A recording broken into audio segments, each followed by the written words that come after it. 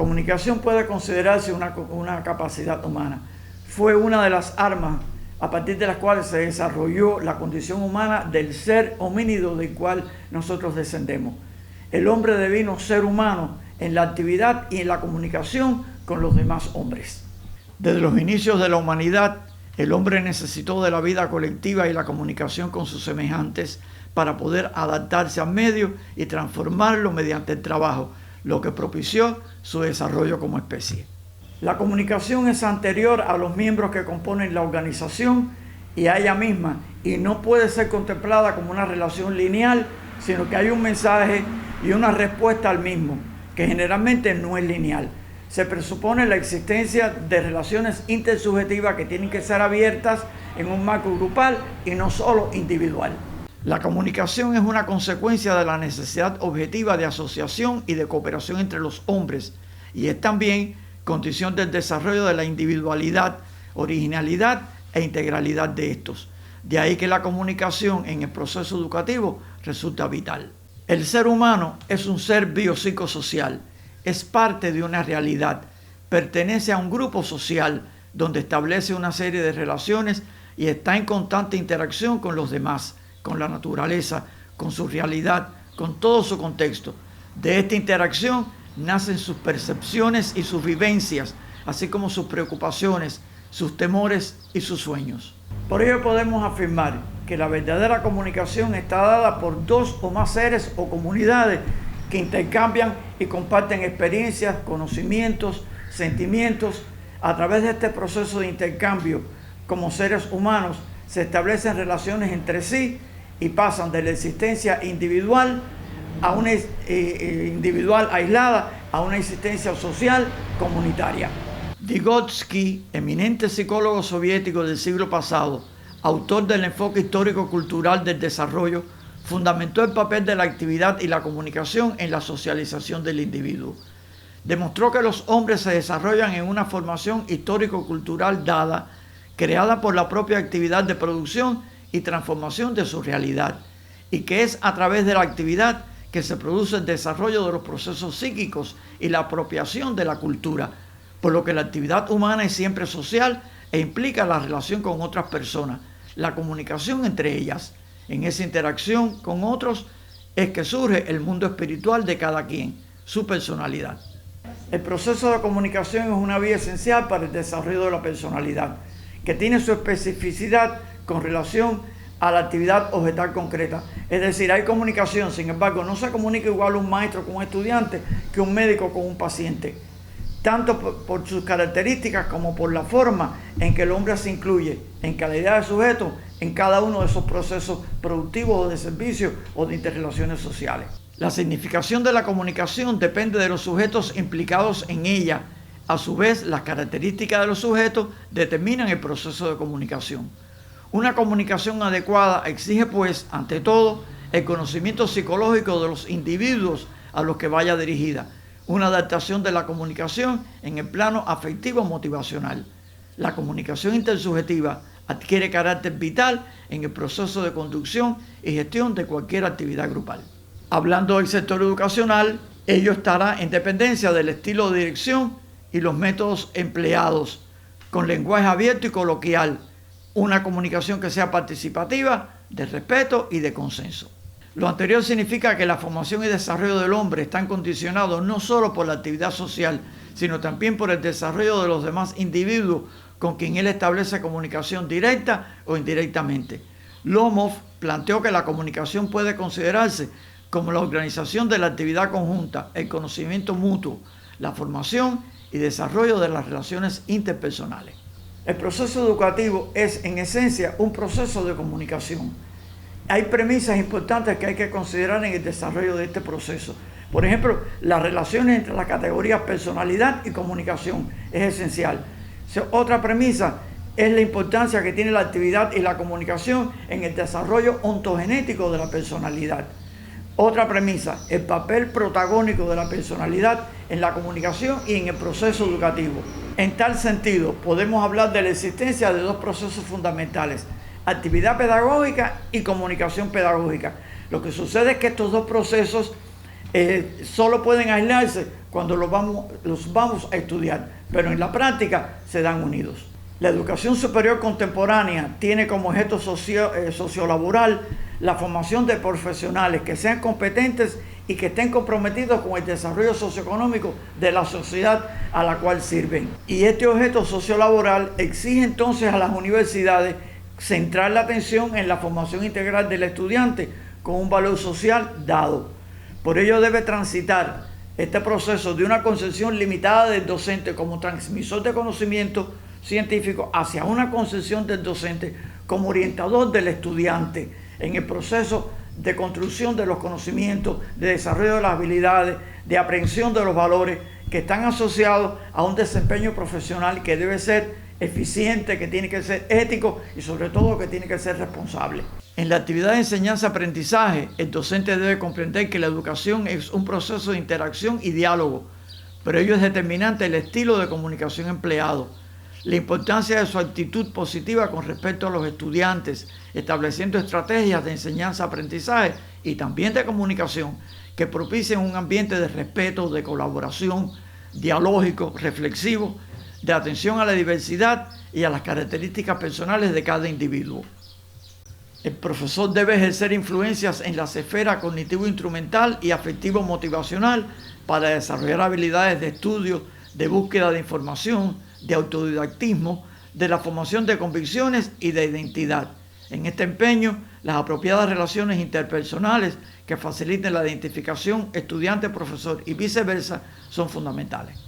El sistema de trabajo del profesor debe considerar un sistema de relaciones interpersonales e intergrupales a partir de la realidad de su contexto, y esto es muy importante, de manera que se propenda al establecimiento de lazos fuertes entre los miembros del colectivo. Entonces, un buen profesor tiene que ser necesariamente un buscador incansable de codificaciones óptimas para la comunicación en lo que se desea que sus discentes aprendan. Para la comunicación con sus estudiantes, el profesor debe tener en cuenta diferentes aspectos, tales como la tarea pedagógica que se propone, que no siempre es común para todo el mundo. Hay veces que el profesor tiene que situar una tarea pedagógica para estudiantes específicos. El nivel de comunicación con el grupo, los principios de dirección de la comunicación, las particularidades individuales de los estudiantes y sobre todo los métodos de influencia. Entonces, ¿a qué podemos llamar comunicación educativa? He realizado consultas a diversos autores de distintos contextos. Una sistematización de los criterios autorales consultados la caracterizan como actividad, como capacidad, como arte, como tipo especial de comunicación profesional, como una variante de comunicación interpersonal, como un proceso. Algunos autores la consideran como un proceso de interacción sociopsicológica del profesor con los estudiantes para el desarrollo de las personalidades. Otros, sin embargo, la consideran como una variante peculiar de la comunicación interpersonal que se establece del profesor con los estudiantes, con los padres inclusive. Las definiciones que abordan este objeto puntualizan las características siguientes. Primero, que la comunicación educativa es un proceso de carácter bilateral e interactivo, que tiene intencionalidad consciente del que educa, que responde siempre a fines positivos, que se rodea de un modo de hacerse que implica tomar al otro en cuenta, que tiene que tener valor afectivo emocional de las interacciones, que debe contribuir a formar la personalidad del sujeto, que es un proceso que tiene que ser contextualizado, aunque no siempre es pedagógico, que necesita ser un proceso planificado conscientemente para que se cumplan los objetivos previstos en el proceso. Entonces puede afirmarse que en la comunicación educativa se consideran elementos esenciales que voy a mencionar. Primero, el carácter de proceso bidireccional, es decir, un proceso que tiene que ser interactivo. En segundo lugar, una intencionalidad consciente del que educa, que tiene que responder siempre a fines positivos. Es decir, tiene que estar en correspondencia con el sistema de valores de la sociedad en que se educa. Y en tercer lugar, la existencia de un diálogo auténtico que tiene que ser afectivo, positivo, que tiene que tener siempre en cuenta el nivel cultural y la cultura de la persona que te escucha. Se asume como comunicación pedagógica una forma especial de interacción, de comunicación, en la que la participación del profesor y los estudiantes resulta vital, y ambos están indisolublemente unidos, es decir, constituyen un par dialéctico. El uno no puede existir sin el otro. Hay profesor porque hay estudiante porque hay profesor. Y tiene que haber una comunicación que sea bidireccional. No puede ser un monólogo, de lo contrario no es comunicación, es sencillamente un nivel de información. Entonces, un profesor necesita, por tanto, ser un buen comunicador, además debe tener conocimientos científicos y tener una ética profesional que sea aceptable para la sociedad. A mí me designaron como profesor de la maestría de didáctica en la universidad en la que imparto de docencia, que es la Universidad Julio Díaz González de Artemisa. Y recientemente impartí un curso de comunicación educativa en el proceso de enseñanza-aprendizaje. En este curso participaron 40 cursistas y de los trabajos evaluativos que ellos me entregaron surgió la necesidad de realizar investigaciones más profundas. Entonces solicité a los estudiantes un trabajo final evaluativo que consistía en la exploración de realidades comunicativas en el desarrollo del proceso de enseñanza-aprendizaje en sus respectivas instituciones educacionales, así como la previsión de planes de acciones para enfrentar las dificultades constatadas. A los efectos de sistematizar con mayor cientificidad los trabajos, se indicó a los cursistas la aplicación de instrumentos que se han validado por la praxis investigativa cubana, consistente en encuestas a profesores y estudiantes con sus respectivas escalas valorativas, y se dejó a libertad de los estudiantes la determinación de la muestra siempre que fuese representativa. Las muestras seleccionadas fueron de diversos niveles académicos. Esta diversidad permitió un nivel de generalización mayor de los resultados y por tanto de cientificidad de las propuestas de solución. Los datos que ofrezco demuestran esta afirmación. En el análisis de las encuestas aplicadas, los profesores manifestaron una situación favorable en cuanto al respeto a las ideas y opiniones de los otros, aunque no las compartían, y que se miraba el rostro de las personas a las que se dirigían. Sin embargo, se presentaron insuficiencias en esas encuestas. Por ejemplo, el empleo de un vocabulario que no era adecuado siempre, que no siempre se reflexionaba acerca de lo que se iba a hablar. A veces había imprecisiones, no se era directo, o sea, se daba mucha vuelta para decir las cosas. No siempre se observaba al otro para apreciar cómo se apropiaba de lo que se estaba hablando. No siempre se hablaba o se habla en un tono de voz adecuado. A veces no se hace un esfuerzo debido para ponerse en el lugar del otro, para hacerse entender mejor. No se tiene un cuidado adecuado con la entonación de las cosas que se dicen. A veces no es tanto, se crean problemas en la comunicación no tanto por lo que se dice, sino por la forma y la entonación en que se dice. Sin embargo, en el análisis de las encuestas reveló que las mayores dificultades se encuentran en que no siempre hay señalamientos y logros de las personas con las cuales se conversa, es decir, en tono asertivo, decir estoy de acuerdo contigo, no estoy de acuerdo contigo, tengo una opinión diferente, etc. O que no se conserva la calma cuando el otro se cita, y entonces tú te citas también, y cuando hay una persona que se cita, tú tienes que tener calma para lograr una ecuanimidad en la conversación. No pedir opiniones y criterios a los demás acerca de lo que se ha dicho en el grupo, eso también es una cuestión importante. Los estudiantes manifestaron insuficiencias tales como insuficiente nivel de concientización de la necesidad de rebasar dificultades comunicativas que confrontan, es decir, ellos tienen que comprender que tienen dificultades al conversar, al hablar, al escuchar, y eso deben resolverlo. No siempre logran un ajuste a la idea esencial en el tratamiento de una temática o acto de comunicación. A veces es insuficiente la fluidez con expresión de imprecisiones, no son claras, no tienen propiedad, o hay insuficiencia en el manejo de un vocabulario técnico adecuado para hacerse entender en el contexto académico.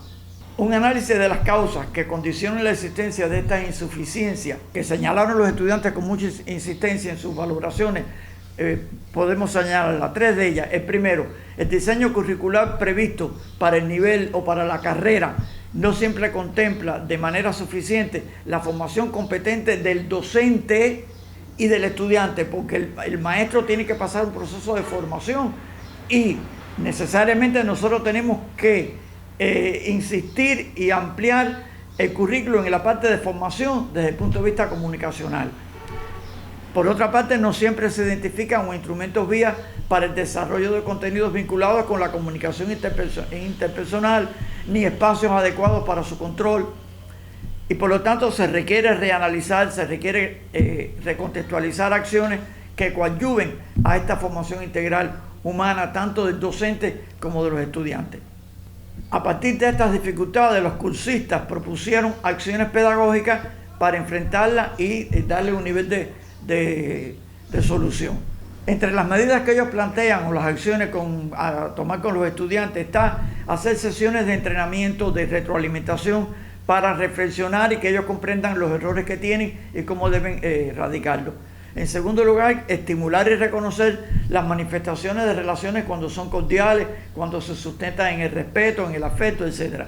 Tercero, crear un ambiente propicio que garantice que los involucrados se sientan motivados, se sientan comprometidos en una correcta expresión oral, en un marco donde se transcurren las actividades, no solo las docentes, sino también las extracurriculares. ¿Qué se propone para los profesores?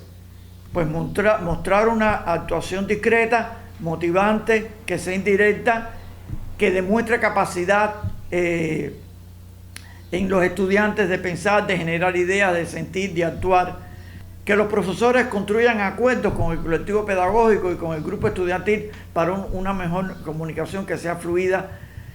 Que en cada una de las actividades que se realice se tenga presente el principio de exigencia y respeto a la personalidad del estudiante, que se organice cuidadosamente en qué momento se informará o se comunicará a los estudiantes, que se emplee en todo momento un estilo de comunicación que sea asertivo, que la postura que se tome para la comunicación sea adecuada, que se cuide rigurosamente que cuando los estudiantes se encuentran respondiendo no se realice ninguna mímica, ningún gesto, algo que le indique al estudiante que está hablando mal, que está cometiendo errores para que no inhiba la expresión que él está haciendo. Emplear el diálogo como núcleo esencial de toda interacción. Abandonar el estilo autoritario en la comunicación con el estudiante e ir a un estilo interactivo. Incorporar la negociación al proceso comunicativo como estilo de interacción, emplear técnicas participativas en todo momento, entrenarse en el uso de medios técnicos como fuente para el debate y para la reflexión, que son dos cuestiones esenciales, utilizar el debate y la reflexión y no solo el monólogo. El docente necesita ser un comunicador competente, pero todavía se presentan insuficiencias para llevar a la práctica sistemática un proceso comunicativo eficaz.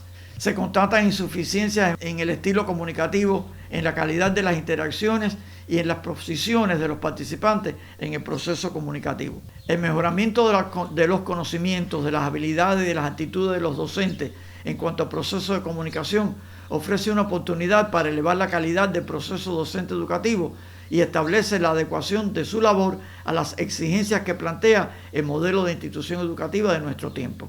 El entrenamiento sistemático del docente, a partir de las recomendaciones propuestas, propicia el desarrollo del proceso de enseñanza-aprendizaje con enfoque comunicativo, lo cual contribuirá al mejoramiento del clima socioafectivo necesario.